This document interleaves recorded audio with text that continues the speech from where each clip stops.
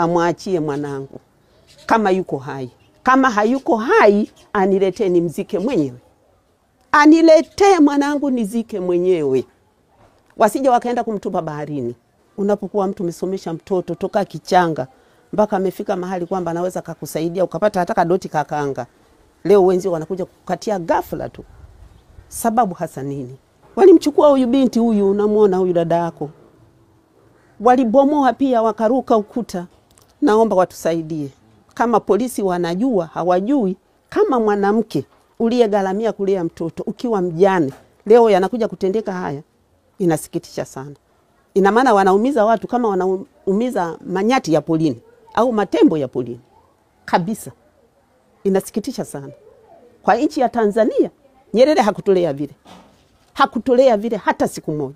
Huyu mtoto nikikwambia siri yake toka alipozaliwa, alikuwa mtoto wa pekee kabisa. Kwanza yeye alipenda kwenda kusomea mambo ya uchungaji na urubani wa ndege. Lakini sisi wazazi tukawa uwezo hatuna kwenda urubani wa ndege. Alipenda sana urubani wa ndege. Zile gharama za kulipa alipomaliza form 6. Unaona? Ni mtu mwenye upendo vibaya mno. Hata kama hajakujua atakusalimia vizuri kwa kuelewana, kwa upendo wa hali ya juu. Katika maisha yake toka alipokuwa mdogo kabisa alikuwa hata kuongea hajui. Akifika hapa tawasalimia, yeye ni kucheka tu, kuongea na wezie, kuingia ndani vitabu moja kwa moja.